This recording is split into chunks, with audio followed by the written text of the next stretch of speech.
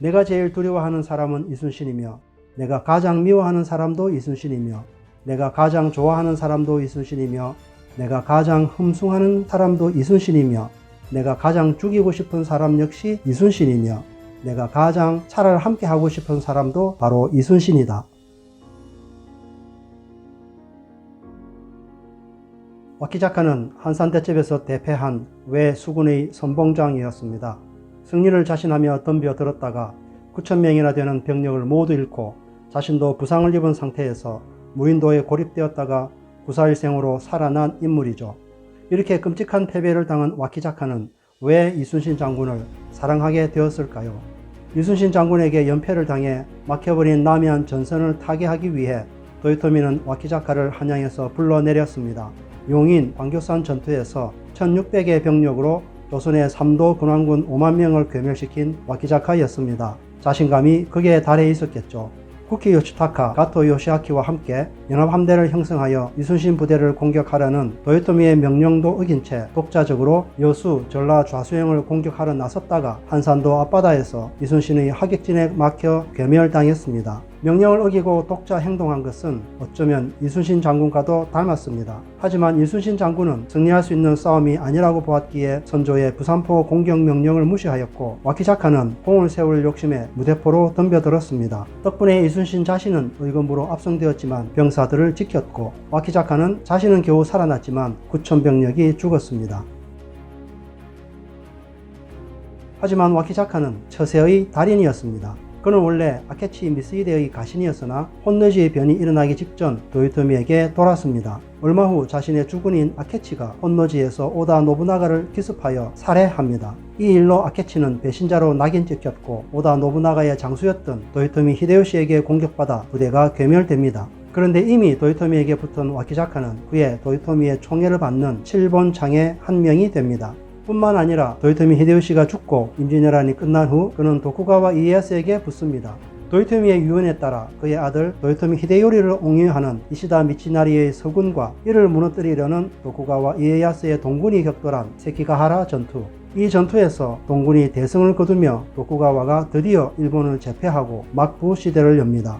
이 체제는 메이지 유신까지 수백 년간 일본을 통치하죠.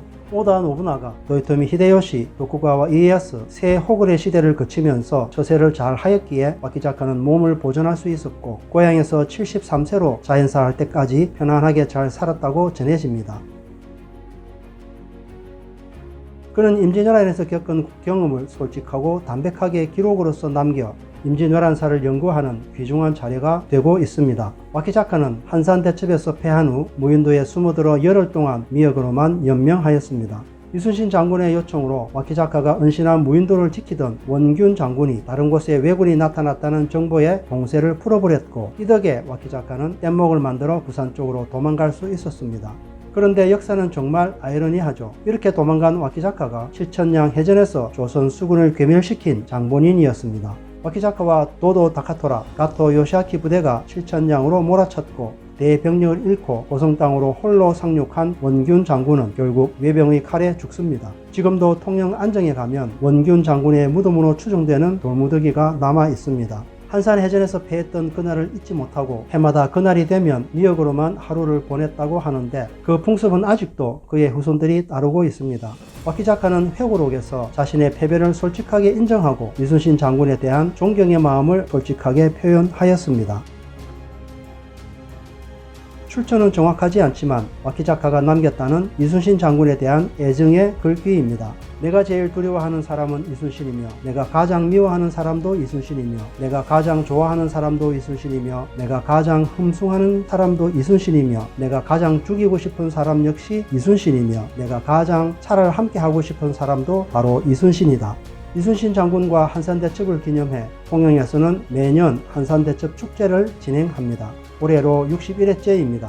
한산대첩이 벌어졌던 음력 7월 8일 즈음 한산도 앞바다에서 하객진을 재현하고 이순신 장군이 시작했다는 군점도 재현합니다. 만약 이 축제에 와키 작가 야스하루의 후손을 참석한다면 어떨까요?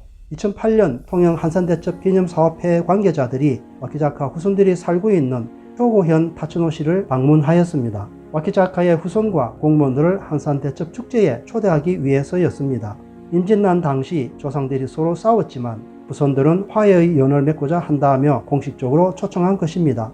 타츠노시에서도 통영의 한산 대첩 축제와 같은 와키자카 무자 행렬 축제가 열린다고 합니다. 그곳 축제 관계자들과 와키자카의 후손들이 통영을 방문하여 전쟁과 갈등의 역사를 넘어 새로운 평화의 시대를 열어갈 수 있는 화해와 화합의 장을 열 수 있기를 기대하였죠. 하지만 결국엔 무산되었습니다. 아직까지 담대한 계획은 이루어지지 않고 있습니다. 만약 이순신 장군과 와키자카 장군이 통영 바다에서 다시 한번 만난다면 두 사람은 어떤 대화를 나눌까요?